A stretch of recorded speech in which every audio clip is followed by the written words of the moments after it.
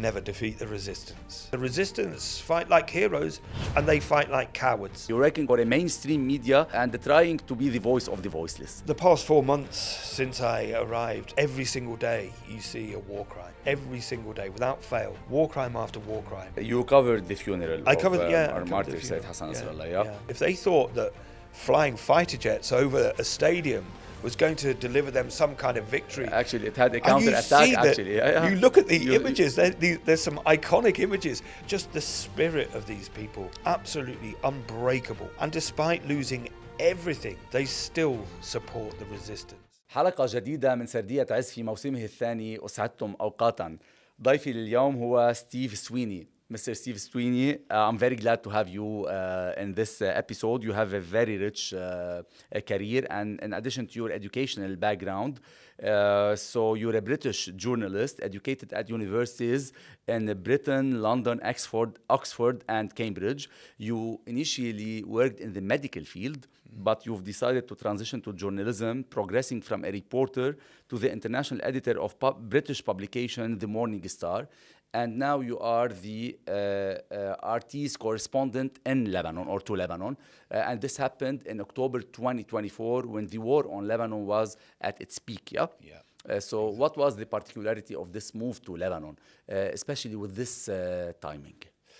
Well, I think you've kind of summed it up very nicely there. How I ended up coming to Lebanon. Anybody that knows me knows how much I love Lebanon. Lebanon is very, very close to my heart. And I first came to Lebanon in 2021. Mm-hmm. And I've kind of been a frequent visitor since then. I spent around 3 months here then.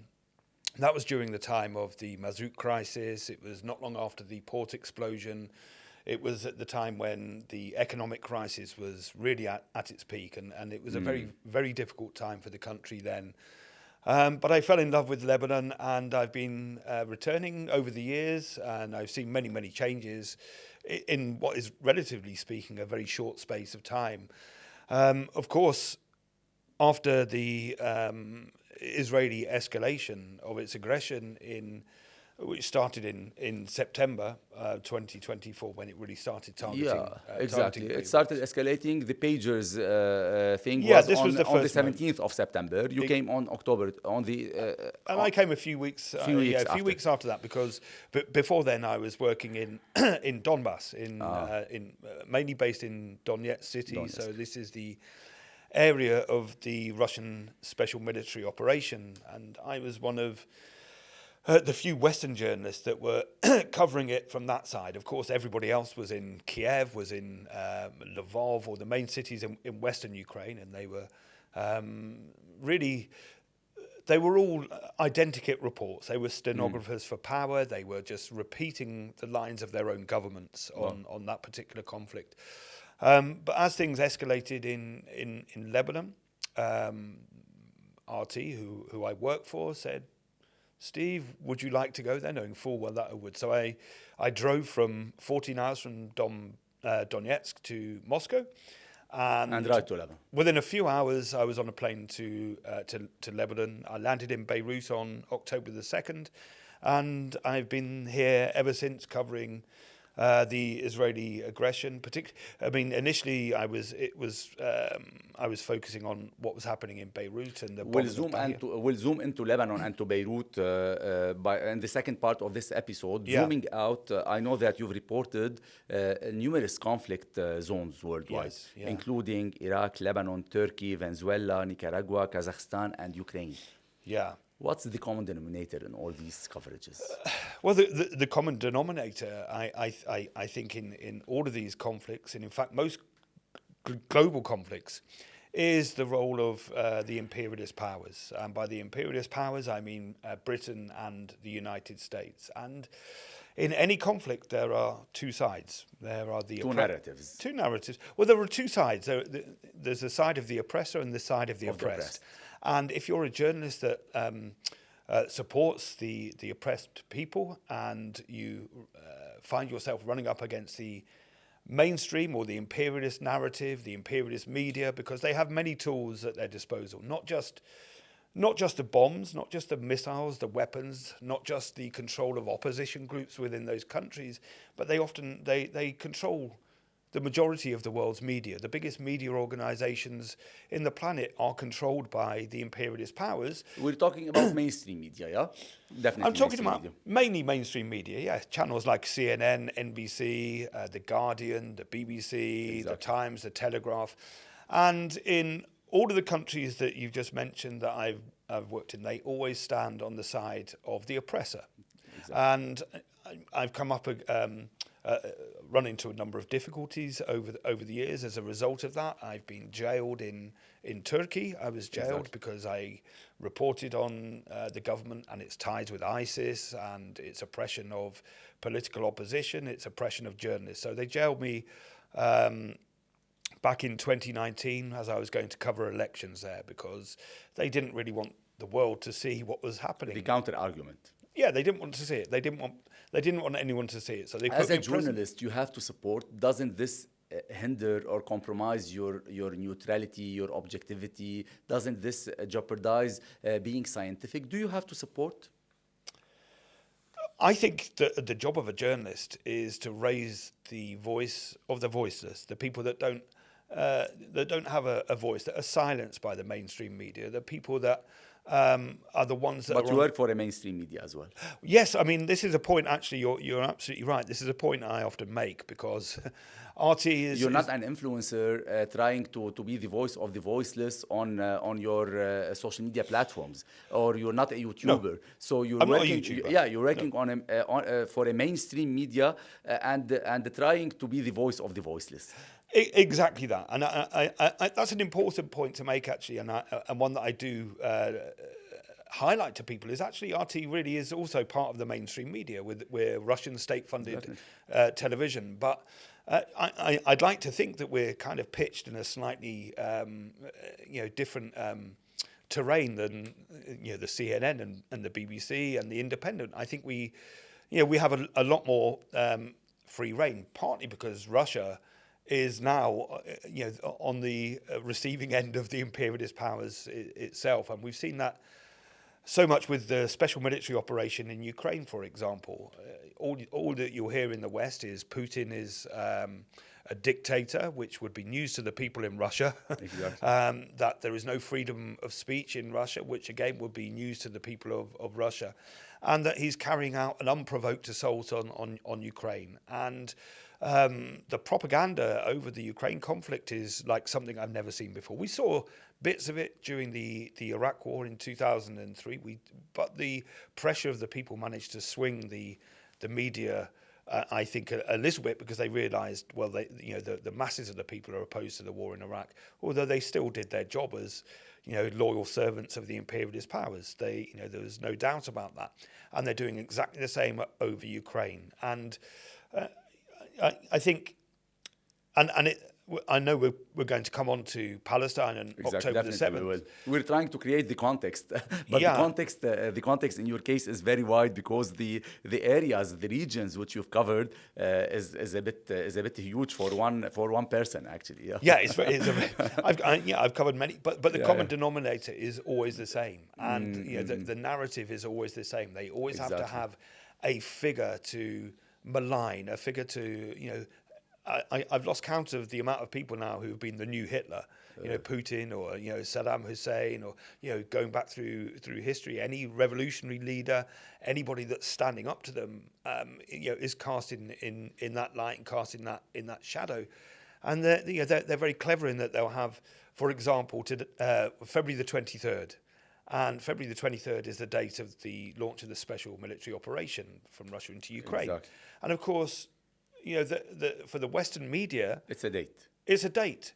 Everything before that date simply didn't happen. They October 7th. And it's the same with October the 7th. They forget about October the 6th, October the 5th, October the 4th. They forget about the decades. Not only October 5th or 6th. They forgot about the years starting 1948 till the year 2023. So we're talking about decades and decades and decades, and they conveniently forget. So you think your role is to showcase these decades, these years, to create the context, to show the environment, the communities behind these dates. Yeah, exactly. The history behind this date. Exactly, and I think it needs that context. It needs, it needs to sort of break through that narrative that, people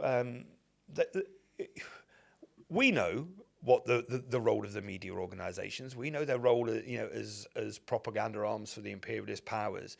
But in the countries, the imperialist centres, Britain and the United States, I can talk about those two. The people have a trust in the media, and they'll believe what the BBC, for example, in Britain, they call it anti-Beeb. And they see it as a trusted member of the family. So when they watch the news, they'll instinctively believe what they say. That's changing. That's changing with the new generations, with Gen Z, and with the power of social media, and with the new narratives, which have a great outreach now. Yeah. Yeah, I think so. I have a mixed feelings about social media myself. I think it's on the one hand, it doesn't have the legitimacy or the credibility that mainstream media have.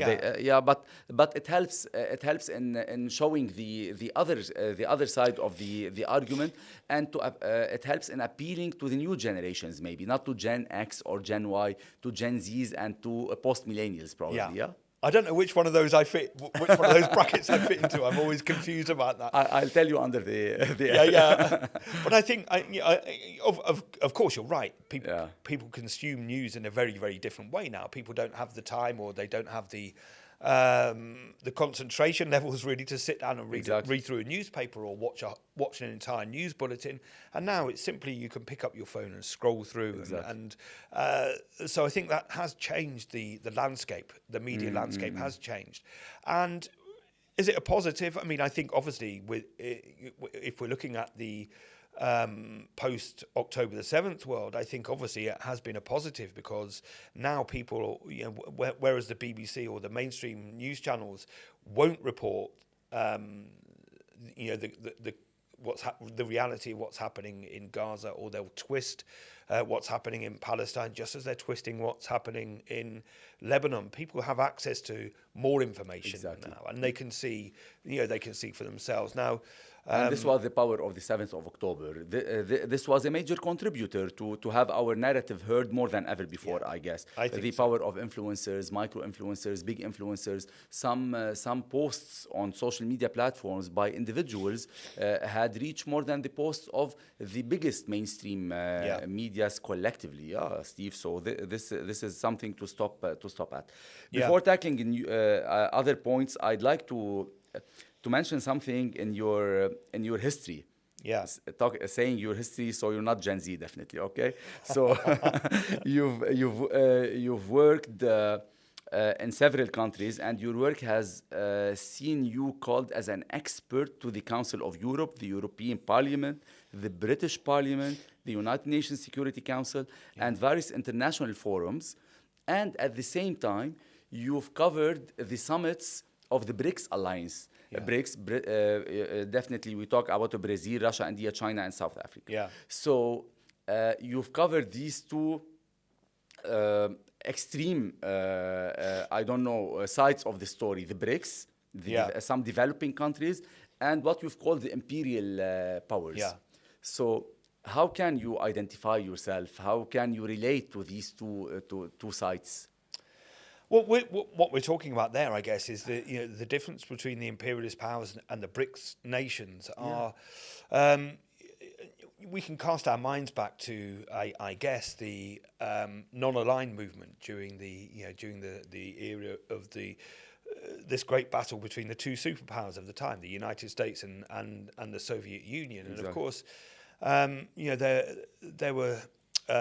Again, countries that were on the receiving end of the imperialist powers that grouped together to form the non-aligned movement. And you're seeing kind of echoes of this now. So you're seeing within those BRICS countries, they call them emerging economies. Or developing countries versus the developed or the industrialized economies. Exactly. And there's some very interesting developments within that. And these... it's brought together countries that actually, at times have been bitter opponents. And BRICS has worked some way to resolve some disputes between India and China, for example. Two countries that have been at loggerheads over the years. Their armies have clashed. So there's some kind of resolution to those kind of issues within the context of that forum. It's I wouldn't say it's a coherent bloc. I don't think you could describe it in those terms, just because of the various different ideologies of the governments of those countries. They're not necessarily aligned, but when they come together in this group, they have this collective power. Yes, this collective power, and they're able to kind of advance, what I would describe as some anti-imperialist policies. That's what I want to shed light on. And I think the United States is terrified of BRICS, and it wants to destroy BRICS. Because whether it is emerging against industrialized or developing versus developed, you can perceive it as anti-imperialism against the imperial world. I think you can perceive it from this perspective. I think you can see it in those terms, because one of there are many things happening within BRICS, within that alliance. There are many deals being struck, but I think the overriding thing, I think the most important development is this move away from the dollar.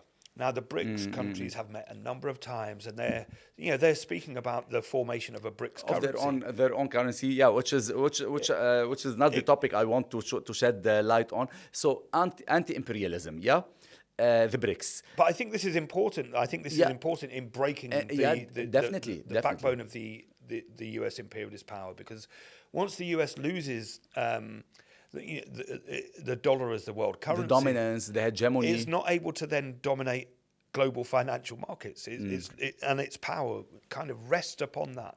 So there are many ways to fight the imperialists, but breaking the backbone of it as its financial dominance over the world, I think that's very important, as well as the other struggles against the imperialist bloc that are taking place in Palestine, and I think in Ukraine. These are this is the major point I want to focus on, the struggle in Palestine. How it can be perceived from this anti-imperial alliance, if we may call it so, from the BRICS perspective, based on your coverage.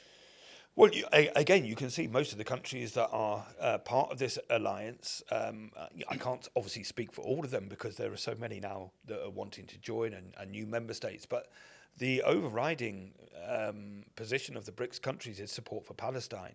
And we're talking some very big global powers. China, for example, is a huge counterweight to the United States. So I think this is very important. You're seeing now this, and I can't remember a time like it before, where you're seeing this divergence, this deviation. But between and it does come down to the pro-imperialist, anti-imperialist, but more importantly, it's the focus on Palestine. Palestine is the issue of the day. And it has the symbolism of Palestine, what it implies. Exactly. And I think that's that's something that's come out more in the open now since October the 7th. We can look away from world leaders and world powers for a second, and you can see since October the 7th these huge demonstrations in support of Palestine. In Britain, for example, the Labour leadership, Keir Starmer, is waging a major clampdown on anybody that is expressing pro-Palestinian views, arresting journalists, raiding. I'm from a political party, the Communist Party of Great Britain, Marxist-Leninist. Our party members, our party is very small, but it put out on the demonstrations leaflets that were unequivocally calling for victory to the resistance. And by the resistance, of course, they mean Hamas, they mean Hezbollah. In that struggle against Israel, which again is the lapdog of US imperialism, and for putting out a leaflet. That was all it was, words on a paper. Our comrades' homes were raided, the literature was taken, they were arrested, held in police cells, interrogated, and they tried to put a ban on a pamphlet or a booklet that we produced, which was about Zionism, calling Zionism a tool of imperialism, which it absolutely is.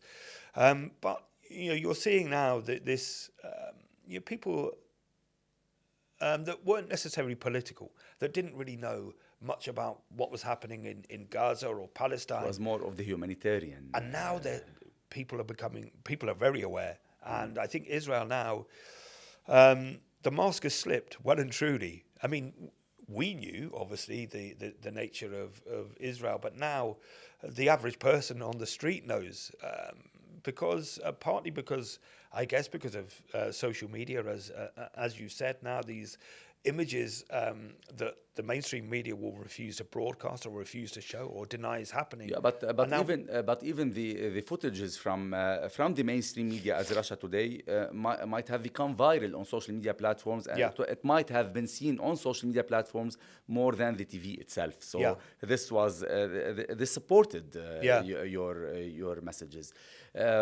So moving to Lebanon, Steve. You've witnessed the atrocities which have happened. What were the major incidents which touched you as a person, not as a journalist only? I mean, that's a really very difficult question because over the past 4 months since I arrived, every single day you see a war crime. Every single day, without fail, war crime after war crime. And I mean, there's the things that touch me most, I guess. I mean, arriving on the scene after an Israeli missile strike on a shelter for displaced people. This was a shelter in the north of the country, and this is where people had sought sanctuary. It's a place that they thought was safe. They resorted to. And these are just ordinary people. Mainly women and children. And when you see what remains, the incinerated remains of children, and you see their toys. You saw them yourself? Yes. And you see their toys, and you see their colouring books and their school books. I mean, it's hard to not be touched by that. And bodies hanging from trees. And these are people that, these are unarmed people. It doesn't matter what actually, really, but they're civilians that really Israel was trying to send a message. And it was around the time when Netanyahu, as you'll recall, said he described the Shia community as the enemy within. And this was becoming very, very clear that no matter where you went, no matter who you were with, in which community, you weren't safe. And it was not just an attack on the Shia community, it was a warning to others to say, don't trust them, don't house them, because if you house them, you're guilty too, and you will be killed. There was I think a week when there were a number of these displaced shelters for displaced people, and they were in ordinary neighborhoods. They were just houses in ordinary streets, ordinary villages, and they were being hunted down across Lebanon. And I mean that was that was something. And I think Netanyahu I was thinking at that stage, he knows that he can't win. He knows that Israel is losing. It can't get a toehold into the south of Lebanon because of the resistance. He realized this. He knew that. The Israeli soldiers were, they couldn't occupy so much as an inch of land. They couldn't fight. And everybody knows that. They can't fight a ground war. They can't fight. I think it was Naim Qassem who said during one of his addresses that the resistance fight like heroes and they fight like cowards. And that's absolutely true. Of course they fight like cowards. They're targeting women. They're targeting children. They're destroying hospitals, schools, mosques, razing villages to the ground. Why? Why are they doing this? Well, we know why they're doing it. They're trying to erase the resistance. They're trying to erase support for the resistance. But all they've done is strengthened it. They've strengthened support for the resistance. This is my second question. Steve, you've covered the scale of the destruction. You've reported on that. The destruction of hospitals, churches, mosques, the flattening of entire villages. Yet you've also covered the ceasefire and return of displaced people. How can you describe this scene? Well, I think we should say there's never been a ceasefire. there's been a ceasefire. The so-called ceasefire. On one side. Yeah, but on the 27th of November, it was officially the ceasefire. Yeah. And the next morning, at 4 a.m. actually, the people were coming back to their villages in Bekaa area, in the southern suburb of Beirut, and to southern Lebanon. How did you describe this scene? Well, and what are the implications of what you saw back then? I mean, look, we were with the people. The people returned to their villages, to their towns, to their settlements, wherever they lived. They returned with dignity. They returned with their head held high. We were on the ground when people were returning to what was left of their homes. Exactly. Completely destroyed. There was nothing left. And we spoke to people sitting in front of them. And obviously, I mean, they've lost everything. Everything. And every single person. And this happened across, since November the 27th onwards. Just the spirit of these people, absolutely unbreakable. And despite losing everything, they still support the resistance, and they maintain that support. They maintain the support for Sayyid Hassan Nasrallah. You covered the funeral of our martyr, Sayyid Hassan Nasrallah, yeah? And what major scenes have you've had from this funeral? I think the biggest message for me was, you can never defeat the resistance. Never defeat the resistance. This was apparent in the funeral? It was apparent in the funeral. 1.8 million. How was it apparent? You were saying 1.8 million, yeah? Well, this is the figure that I've heard. Somewhere between 1.4 and 1.8 million. More than 1 million, let's say. Well, let's say more than 1 million. But if you consider the size of Lebanon's population is what, 5.7, 5.8 million. More like 25%. So this is around a third of the country. Yeah. Of course, there were delegates from abroad, but I mean, as a whole, this is a third of the country, and that blows a huge hole in this myth. One that Hezbollah and the resistance are defeated. Well, of course, you could see all around the stadium, you could see all around the streets, you could see in countries across the world that this was not true. The Hezbollah is not defeated, and Hezbollah is not defeated because what Netanyahu perhaps fails to understand is Hezbollah is the people, and the people are Hezbollah, and you can never defeat. Hezbollah is an idea, and you can defeat an idea. Exactly. An ideology. Exactly. So, and it was a huge. I think it was a huge defeat for Israel. What happened? Huge defeat for Israel. What happened at the funeral? Because this. I mean, it was something really. This huge outpouring of emotion, and of course, people were deeply saddened. It was a very solemn occasion in some ways, but also this huge spirit of resistance. And you saw that.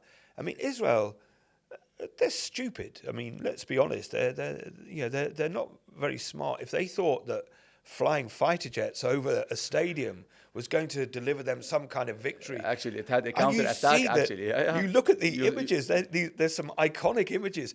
The people didn't even flinch. And, of course, then the chants of death to Israel, in your service, Nasrallah, echoed across the entire of Beirut.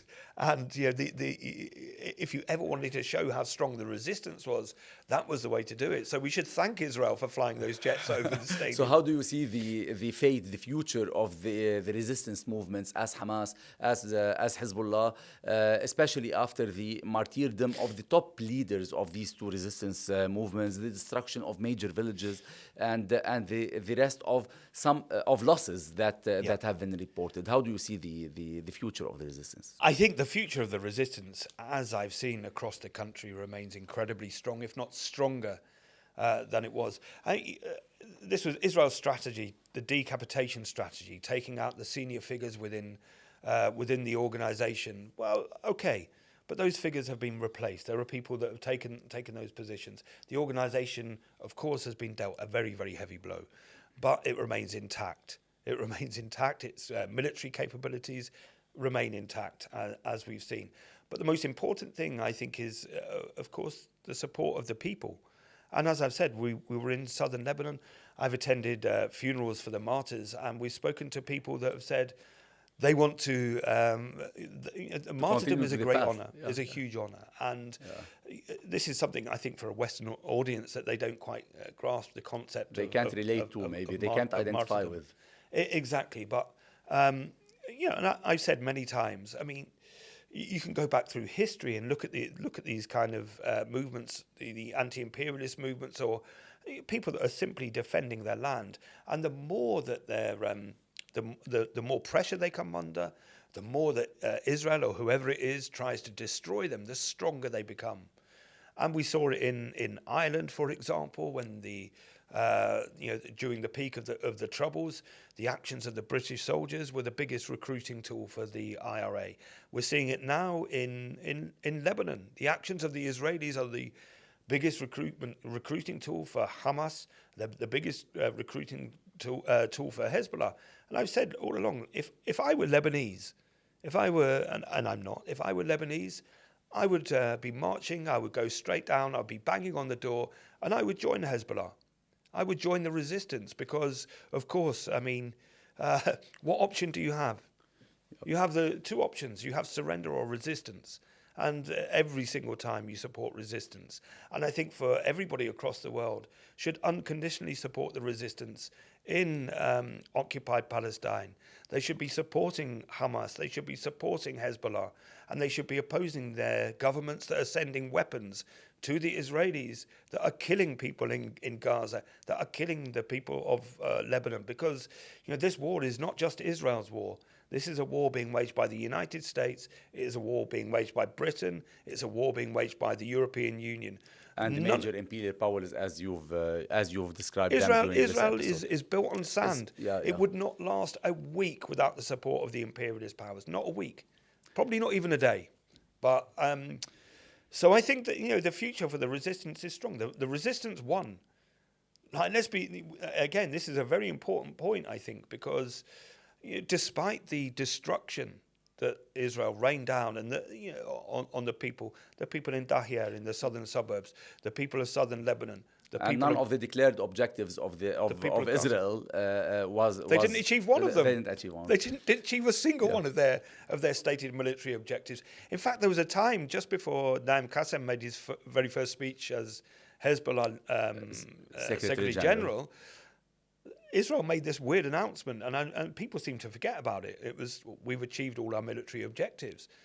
And I remember going on air saying this was a really bizarre thing because they haven't achieved a single one. But two, if they have achieved their military objectives, why are they still bombing? And time has told the truth, and it was apparent maybe in the funeral and in the aftermath of the Israeli war on Lebanon. Steve Sweeny, with you, we've tried to explore very deep insights on different perspectives of how this narrative was created, and on the common denominator of all the incidents, the countries that you've covered in your very rich career path, and we've realized that the common denominator is that there is an oppressor and there is an oppressed, and the media should play the role in showcasing how the oppressed is being oppressed. I highly thank you for appearing as a guest in Sardita. Thank you very much. It was my pleasure. Thank you.